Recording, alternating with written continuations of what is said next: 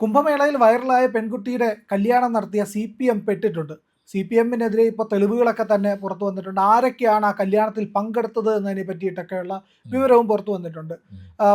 ഒന്ന് MV ഗോവിന്ദൻ, CPMന്റെ സംസ്ഥാന secretary, പൊതുവിദ്യാഭ്യാസ വകുപ്പ് മന്ത്രി, തൊഴിൽ മന്ത്രി കൂടിയായിട്ടുള്ള നമ്മുടെ ശിവൻകുട്ടി, പിന്നെ റഹീം MP, ഇപ്പോൾ തിരുവനന്തപുരം ജില്ലാ സെക്രട്ടറി, പിന്നെ പ്രാദേശിക നേതാക്കളായ CPM നേതാക്കളായിട്ടുള്ള advocate PS Harikumar, P Rajendrakumar, advocate Ajith Karimkulam, Anoop Venugopal, advocate Shijith Shivas, ഇവരൊക്കെയാണ് ഈ കല്യാണം നടത്തിയ ആൾക്കാർ എന്നുള്ളതിൻ്റെ വിവരങ്ങൾ കൂടി വെളിയിലേക്ക് വരുന്നുണ്ട്.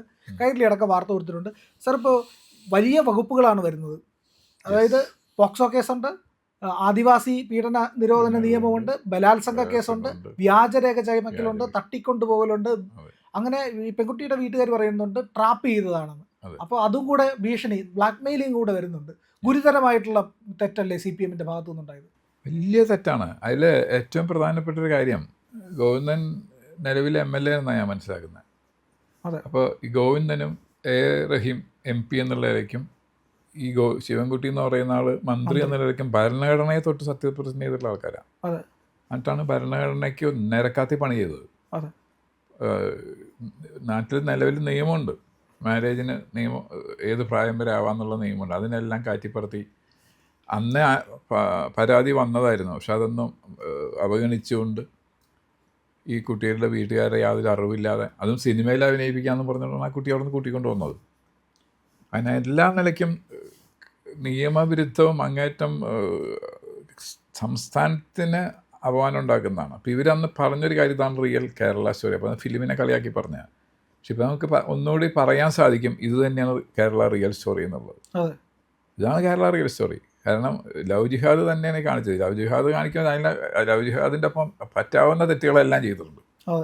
പോക്സോ വരുന്നു, വ്യാജരേഖ വരുന്നു, പിന്നെ ഈ മാന്യന്മാർ 3 പേര് അല്ലെങ്കിൽ ഒപ്പമുള്ള ബാക്കി ആൾക്കാർ, അവർക്ക് തന്നെ നിയമത്തിന് വകുപ്പുണ്ട്. അബറ്റ്മെൻറ്റ് എന്ന് പറയും, കുറ്റത്തിന് കൂട്ടു നിൽക്കുന്നത്, അങ്ങനെ കുറ്റം ചെയ്യാൻ പ്രേരിപ്പിക്കുന്നത്. ആ കാര്യം ഇവർ ചെയ്തിട്ടുണ്ട്. ഇപ്പോഴും അവർക്ക് യാതൊരു കുറ്റബോധവും ഇല്ല. ആ അച്ഛൻ്റെ അമ്മയുടെയും കണ്ണീര് കാണാനായിട്ട് ഇവർ തയ്യാറായില്ല. അല്ല, ആ അച്ഛൻ കരഞ്ഞുകൊണ്ട് ചോദിക്കുന്നുണ്ട്, നിങ്ങളുടെ മകളെ നിങ്ങൾ 2 മാസം മാത്രം പരിചയമുള്ള, ഓൺലൈനിലൂടെ പരിചയപ്പെട്ട അന്യമതസ്ഥനായ ഒരാൾക്ക് നിങ്ങൾ വിവാഹം കഴിച്ചു കൊടുക്കുമോ എന്ന് ചോദിക്കുന്നുണ്ട്. നമ്മുടെ നാട്ടിൽ ഇപ്പോൾ 12 വയസ്സ് കഴിഞ്ഞ കുട്ടിയായിക്കോട്ടെ, അങ്ങനെയാണെങ്കിലും നമ്മൾക്ക് 2 മാസം കൊണ്ട് പരിചയപ്പെട്ടത് എന്ന് പറഞ്ഞുകൊണ്ട് നമ്മൾ വിവാഹം കഴിച്ചു കൊടുക്കൂ? ഇല്ലല്ലോ. നമുക്കറിയണം, സ്വന്തം മക്കളുടെ ആണെങ്കിൽ ഇവർ ജാതകം നോക്കിയിട്ടല്ലേ ചെയ്യുള്ളൂ. അതെ. എത്ര കോടി കെട്ടിയ CPM കാരനായാലും ഇവരൊന്നും പുറത്ത് പറയില്ല എന്നല്ലേ ഉള്ളൂ. അതെ, അവരങ്ങനെ ചെയ്യും. അപ്പോൾ അല്ലെങ്കിൽ അവർ വേറെ രീതിയിൽ അന്വേഷിക്കും, ഇയാളെങ്ങനെയാണ് എന്നൊക്കെ അന്വേഷിച്ചിട്ട്. ഇവരെല്ലാവരുടെ മാരേജ് നോക്കിക്കഴിഞ്ഞാൽ നമ്മളങ്ങനെയല്ലേ കാണുന്നുള്ളൂ. അന്വേഷിച്ച് വളരെ വ്യക്തമായ ധാരണയോടുകൂടിയുള്ള ആൾക്കാർ, അല്ലെങ്കിൽ സാമ്പത്തികമായിട്ട് ഉന്നമനമുള്ളവരോ അങ്ങനെയൊക്കെ ആയിട്ടാണ് ഇവർ കാര്യങ്ങൾ ചെയ്യാറുള്ളത്.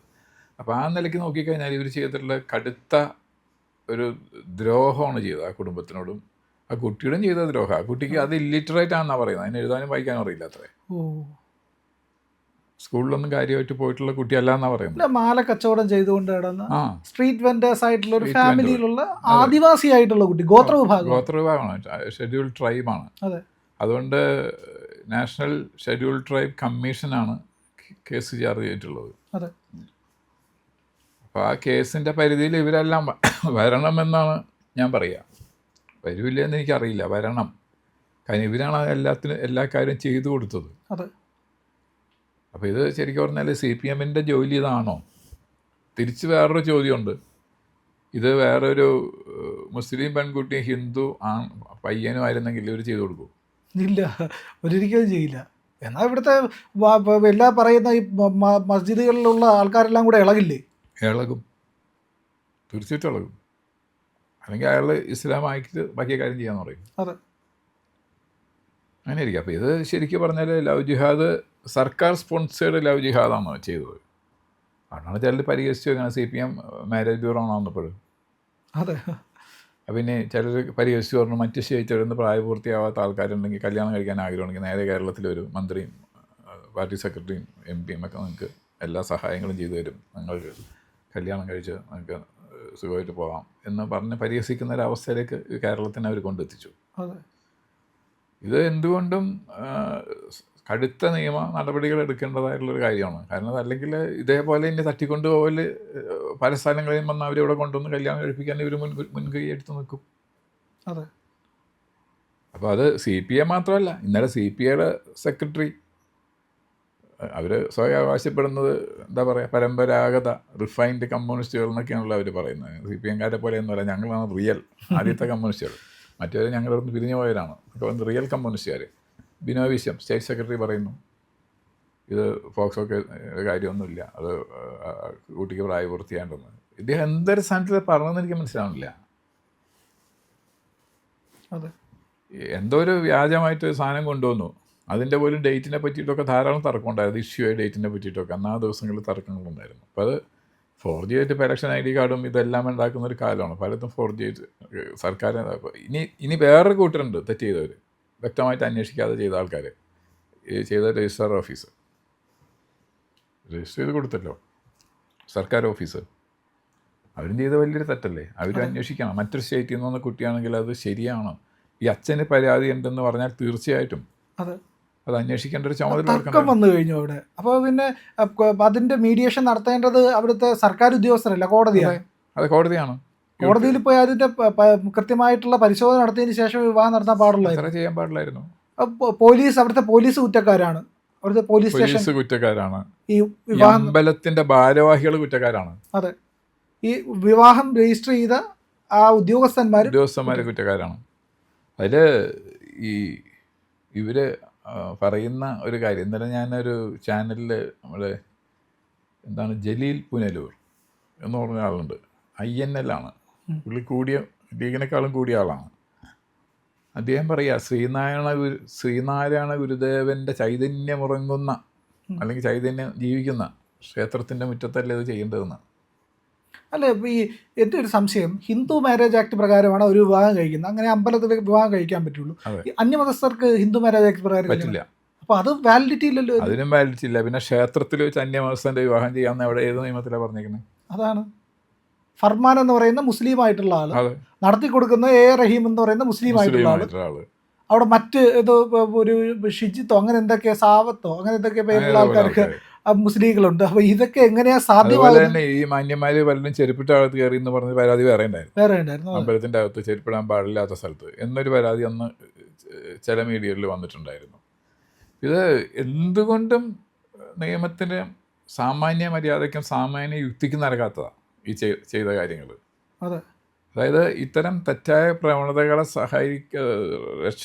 രക്ഷിക്കാനും സഹായിക്കാനും പാട്രണൈസ് ചെയ്യാനും ഞങ്ങളിവിടെ ഉണ്ട്, നിങ്ങൾക്ക് ഇങ്ങോട്ട് വരാം എന്നുള്ള ഒരിതാണ്. അപ്പോൾ ഇന്നലെ ചർച്ച കൂടി വന്നപ്പോൾ ഈ ഞാൻ TV ചർച്ചയിൽ ഞാൻ കണ്ടാണ് ഈ ആൾ പറയുന്നു, നിങ്ങൾ പാവപ്പെട്ട ഹിന്ദുക്കളെ പറ്റിയിട്ട് നിങ്ങൾ ചിന്തിക്കുക. ജലീൽ പുനലൂരിൻ്റെ സങ്കടങ്ങളാണ്, ഹിന്ദുക്കളുടെ കാര്യങ്ങൾ. വിശ്വഹിന്ദുപക്ഷത്തിൻ്റെ സ്റ്റേറ്റ് ജനറൽ സെക്രട്ടറി ഇത് ചോദിക്കുകയാണ് അഡ്വക്കേറ്റ് അനിലിനോട്, നിങ്ങൾ ചെയ്യുന്നുണ്ടോ ഹിന്ദു പെൺകുട്ടികൾ വ്യഭിചാരം ചെയ്ത് ജീവിക്കുന്ന രാജ്യമല്ലേ നാട് എന്ന് പോലും ചോദിക്കാനുള്ള ധൈര്യം വന്നിരിക്കുന്നു അയാൾക്ക്. തെമ്മാടിത്തരമല്ലേ ഒരു സമുദായത്തിനെ ശരിക്കും പറഞ്ഞാൽ അതിന് അയാൾക്ക് കേസെടുക്കേണ്ട കൈകാര്യം ചെയ്യും. സാധാരണ മനുഷ്യരാണെങ്കിൽ അവർ പറഞ്ഞു കഴിഞ്ഞാൽ മുമ്പിൽ വെച്ചാണ് പറയുന്നത്, TV-യിലായതുകൊണ്ടല്ലേ ഈ ആൾക്കാർ കൈകാര്യം ചെയ്തേനെ. ഒരു പൊതുയോഗത്തിൽ പ്രസംഗിച്ച് അടി മേടിക്കും, ഉറപ്പായിട്ടും നാട്ടുകാർ വെറുതെ വിടുവോ? അതായത് ഈ രണ്ട് മുന്നണികളും മാറി ഈ പ്രീണന രാഷ്ട്രീയം നടത്തി ഹിന്ദുവെന്ന് പറഞ്ഞാൽ ഒരു വിലയില്ലാത്ത വർഗമൊക്കിയിട്ട് ഒരു പ്രഖ്യാപിക്കുകയാണ്. ഇത് ഹിന്ദുക്കൾ ഇതിനെ പറ്റിയിട്ട് ബോധവാന്മാരാവേണ്ടതാണ്. ഈ സംഭവം ഇതിങ്ങനെ അധികം വകവെച്ച് കൊടുക്കാൻ പാടില്ല. എല്ലാ തരത്തിലുള്ള നിയമലംഘനം അതിനെ പരസ്യമായിട്ട് ഗോവിന്ദൻ ഇന്നലെയും പറഞ്ഞെന്ന് തോന്നുന്നു, അല്ലെങ്കിൽ ഇന്നോ പറഞ്ഞെന്ന് തോന്നുന്നു, അതിനെ ജസ്റ്റിഫൈ ചെയ്തുകൊണ്ട് വിനോയ് വിശ്വം ഇന്നലെ പറഞ്ഞത്. അപ്പോൾ ഭരണഘടനയെ പിടിച്ച് ഭരണഘടന എന്ന് കുന്തം കുറച്ചക്കറ എന്ന് പറഞ്ഞ ആളെ വരെ ഉൾക്കൊള്ളുന്ന പാർട്ടി ആയതുകൊണ്ട് പിന്നെ ഭരണഘടനയോടുള്ളവരോടുള്ള പ്രതിബദ്ധതയെ പറ്റിയിട്ട് നമ്മൾ ചിന്തിക്കേണ്ട ആവശ്യമില്ല. പക്ഷേ സാമാന്യ വ്യക്തിക്ക് നടക്കുന്ന കാര്യങ്ങൾ ചെയ്യണ്ടേ? എല്ലാ തരത്തിലുള്ള വ്യാജരേഖയും സൃഷ്ടിച്ചിട്ട് ഒരു പാവപ്പെട്ട കുട്ടീനെ കൊണ്ടുവന്നിട്ട് ഇങ്ങനെ ചെയ്യാമെന്ന് പറഞ്ഞാൽ അതിൻ്റെ സിനിമയിൽ അഭിനയിപ്പിക്കാമെന്ന് പറഞ്ഞുകൊണ്ട് വന്നു എന്നാണ് പറഞ്ഞത്. ഇപ്പോൾ ഏത് സിനിമ, ഏത് പ്രൊഡ്യൂസർ, ഏത് ഡയറക്ടർ എന്ന് ആർക്കും അറിയില്ല. ഏതൊരു ഡയറക്ടറെ പീഡിപ്പിച്ചു എന്നുള്ള പരാതിയും കൂടെ വരുന്നുണ്ടായിരുന്നു ഇടയ്ക്ക്. അങ്ങനെ വന്നിട്ടുണ്ടോ? അതെ. ഇനി അതിൻ്റെ കുറവേ ഉണ്ടായിരുന്നുള്ളൂ. അതും ഉണ്ട്. എന്ത് പീഡനം എന്നുള്ളതിനെ പറ്റിയിട്ട് അറിയില്ല. കാരണം ഈ കേസിന്റെ അധികം ഡീറ്റെയിൽസ് പുറത്തേക്ക് വരില്ലല്ലോ ഇത്തരം കേസിൻ്റെ അതും അപ്പോൾ പോക്സോ കേസാണ് എന്നുള്ളതാണ് മനസ്സിലാക്കേണ്ടത്. കാരണം പ്രായപൂർത്തിയാണെങ്കിൽ ആണെങ്കിൽ പോക്സോ കേസാണ് സ്വാഭാവികമായിട്ട് ആളൊന്നും തന്നെയല്ലേ. അതെ. അപ്പോൾ ഏത് സിനിമ എന്ത് സിനിമ എന്ന് പോലും ഇപ്പോഴും ആർക്കും അറിയില്ല. അതെ.